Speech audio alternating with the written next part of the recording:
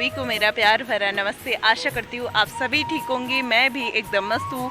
मेरा नाम है संगीता पुरोहित। मेरे ब्लॉग की शुरुआत होती है उत्तराखंड के चमोली ज़िले से और ब्लॉग को इन तक ज़रूर देखना प्लीज़। मैं आपको यही कहती रहती हूँ क्योंकि मुझे बहुत उम्मीद होती है आप लोगों से कि आप लोग पूरी वीडियो देखेंगे मेरी।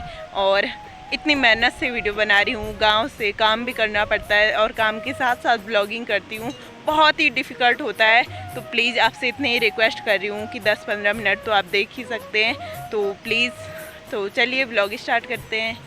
हमारे घर का काम शुरू हो रहा है। नई जो मकान हमारी बनने वाली है उसके काम की शुरुआत हो रही है। आपको दिखाती हूँ कितना काम हो चुका है और अभी शुरुआत हो रही है। धीरे धीरे करके आपको दिखाती रहूँगी कितना बना है हमारा मकान। और धीरे धीरे 2 रूम बनने हैं वहाँ पे और बहुत अच्छे से बनाया जा रहा है। तो कुछ काम अभी बाकी है, कुछ हो रहे हैं, तो ऐसे के चल रहा है। आपको दिखाती हूँ एक बार। ये देखिए, आप देख सकते हैं यहाँ पे 2 रूम बनाने के लिए खोदा गया है। फाउंडेशन बनाने के लिए थोड़ा गहराई में खोदा गया है ताकि यहाँ पे अच्छे से ग्रोटिंग करके पक्का हो जाए नीचे से सेट, और ताकि ऊपर से जो है मकान बनाने में आसानी हो। और यहाँ पे बहुत सारे सामान इधर उधर बिखरा रखे हैं, क्योंकि होता ही है काम शुरू होता है तो कहीं पे मिट्टी, कहीं पे पत्थर, कहीं पे ईंट, कहीं पे सीमेंट हो ही जाता है। तो आजकल ऐसा ही माहौल हो रखा है घर के आसपास कि घर में जो इधर उधर से पत्थर बजरी वगैरह रख रखे। ये जो पत्थर देख रहे होंगे ये खुदाई से निकले हुए हैं, इसलिए यहाँ पे रखे हुए हैं। और इधर भी मिट्टी मिट्टी थी, स्पेस बहुत कम था तो इसलिए यहीं पे इकट्ठे कर रखे हैं। और इधर भी खुदाई हुई है। और आप देख रहे होंगे ये वाले छोटे से, मतलब ये छोटा रूम लग रहा है और ये बड़ा रूम लग रहा है। यहाँ पे बड़ा बनेगा, यहाँ पे छोटा बनेगा। तो बड़े कमरे नहीं बनेंगे क्योंकि उसकी वजह से ना झुकाव ज़्यादा हो जाता है। जो लेंटर होता है ना, अगर बड़े बड़े रूम बनते हैं तो बीच में मतलब गहरा हो जाता है लेंटर, इसलिए थोड़ा छोटे छोटे बनाने पड़ते हैं। आजकल आप देख रहे होंगे सभी जगह काम का ही माहौल बना है। इधर भी बजरी रखी हुई है, इधर भी यहाँ पे पत्थर रखे हुए हैं और सभी जगह कहीं पे सरिया, कहीं पे सीमेंट, तो ऐसे ही सभी जगह कुछ ना कुछ सामान रखा हुआ है। सरिया की रिंग बनाई गई है, इससे बीम के लिए आसानी हो जाती है। बीम बनाने के लिए इनका यूज़ किया जाता है। और आप देख रहे होंगे बहुत सारे रखे हुए हैं, तो इसके लिए 6 बीम पड़ेंगे। तो 6 बीम के लिए तो चाहिए ही होता है। 4 तो बन ही गए हैं, लेकिन कुछ और बनेंगे और उसके बाद फाउंडेशन डाल देंगे यहाँ और उसके बाद काम चालू होता रहेगा।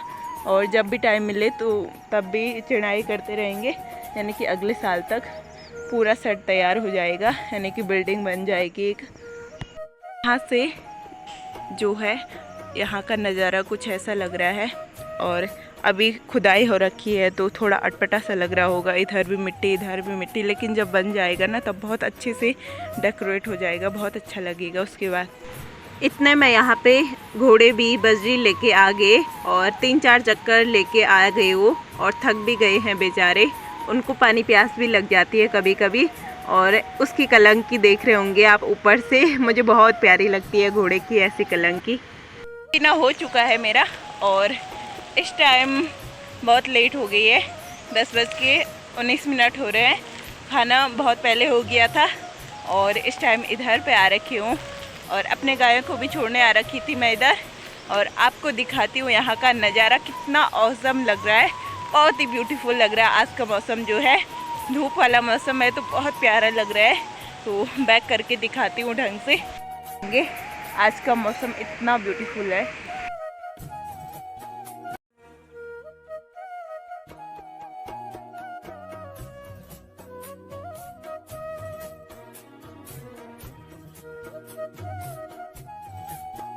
आपने जो ये सड़क देखी होगी ये खड़िंचा सड़क कहते हैं हम इसको। और यहाँ से हमारा जो है शॉर्टकट भी नहीं कह सकते उसको, यानी कि इधर वाला रास्ता है। हमारे वहाँ गांव के लगभग बहुत सारे रास्ते हैं नीचे जाने के, ज़्यादा से ज़्यादा 3 रास्ते सबसे बेस्ट है हमारे वहाँ। वहाँ से कहीं से भी हम नीचे रोड तक जा सकते हैं। और यहाँ से रोड की दूरी लगभग 30 या 40 मीटर दूरी की होगी और यहाँ से सीधे हम रोड में पहुँच जाते हैं। और हमारे इलाके के इधर ज़्यादातर हमें नज़दीक माना जाता है रोड से, क्योंकि जो ऊपर साइड के गांव है या ऊपर बहुत ऊपर साइड के गांव है, तो वहाँ से तो हमारा जो घर है वो रोड से काफ़ी नज़दीक है, तो हमें ज़्यादा दिक्कत नहीं होती है गाड़ी पकड़ने में। यानी कि गाड़ी हम इजीली हमें मिल जाती है और कभी भी मिस नहीं हो पाती ना गाड़ी। कभी कभी होता है कि जो दूर के लोग होते हैं उनको कभी कभी कहीं जाना होता है, तो कभी कभी गाड़ी मिस हो जाती है, क्योंकि दूर का रास्ता है तो इसलिए होता ही है। मैं बचपन से ऐसी लड़की रही हूँ जिसने कभी भी ज़्यादा जिद नहीं करी कुछ भी चीज़ के लिए। अगर मेरे पास नहीं है तो उसके लिए मैं कभी भी ज़्यादा जिद नहीं किया करती हूँ। कई लोग होते हैं ना बहुत ज़्यादा जिद्दी स्वभाव के होते हैं, जब तक उनको वो नहीं मिला तब तक जिद करते रहते हैं और कहते हैं कि मैं आज काम नहीं करूँगा, ये सो मैं ये नहीं करूँगी वो नहीं करूँगी। लेकिन मैंने ऐसे कभी नहीं किया। अगर कुछ चीज़ नहीं है तो मैं समझ लेती हूँ सिचुएशन को, और मैंने सिचुएशन में खुद को ढालना सीखा है। पहनने की बात करूँ तो मैं जो है सिंपल कपड़े पहनती हूँ। बोले तो जैसे सूट सलवार ही ज़्यादा पहना करती हूँ, क्योंकि बचपन से मेरी यही आदत रही है कि सूट सलवार में ही मैंने मतलब अपना जो जीवन है वो गुजारा है। और यानी कि जीन्स टॉप वगैरह बहुत कम बाहर इधर उधर जाना होता है। जैसे कहीं जाना हो तो हम बहुत नए फैंसी टाइप के कपड़े पहनते हैं, कहीं जाते हैं। लेकिन मैंने जो है मेरे पास है वैसे, लेकिन मैं ज़्यादातर सिंपल कपड़े ही पहनना पसंद करती हूँ। और बचपन से मेरे मम्मी पापा लोगों ने मुझे सिंपल रहना सिखाया है, तो इसलिए मैं ज़्यादा मुझे थोड़ा आज भी अटपटा लगता है सलवार सूट नहीं पहनूँ तो बहुत गंदा सा फील होता है। किसी का फेवरेट होता है ना कोई, जैसे किसी का फेवरेट जीन्स टॉप होता है, मेरा फेवरेट है सूट सलवार। और ये मुझे बहुत पसंद है क्योंकि इसमें हम खुद को कंफर्टेबल फील करते हैं। तो मैं ज़्यादातर सूट सलवार ही पहनती हूँ और अपने लिए सूट सलवार ही सिलवाती हूँ। तो मुझे बहुत पसंद है सूट सलवार पहनना, और वो भी बैगनी और गुलाबी रंग के मुझे बहुत ज़्यादा पसंद है। तो मैं ज़्यादातर अपने लिए यही चाहती हूँ कि मैं अपने लिए बहुत अच्छी सी एक प्यारी सी पटियाला सूट सिलवाऊँ, और यही मुझे बहुत पसंद भी है। तो आपकी पसंद क्या क्या है आप ज़रूर बताना, खाने पीने से लेकर और पहनने से लेकर मैंने आपको बता दिया है कि मुझे क्या क्या पसंद है।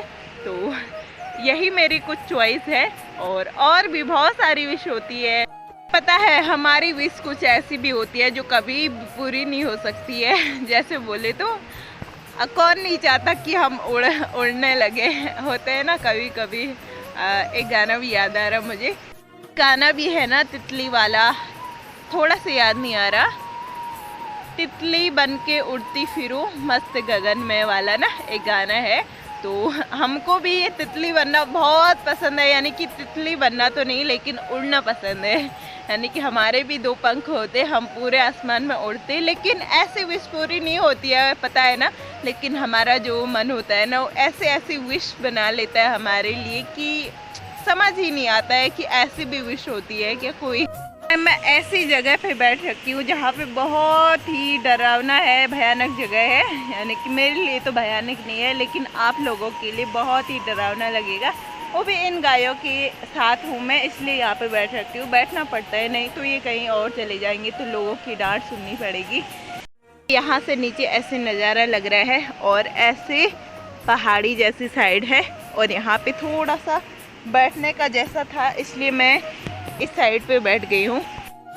आप में से कोई पूछ रहे थे कि गदेरा समझ नहीं आया किसे कहते हैं, तो मैं बताती हूँ गदेरा किसे कहते हैं और बैक करके दिखाती हूँ। इस टाइम मैं वहीं पे बैठ रखी हूँ गदेरे के इधर पे। देखिए जो पानी यहाँ से नीचे जा रहा है और यहाँ से नीचे जो पानी सीधे नदी में जाके मिलेगा, मिक्स होगा, तो उसे ही गदेरा कहते हैं। यानी कि जो पहाड़ों से छोटी छोटी नदियाँ आती है ना उसे गदेरा कहते हैं।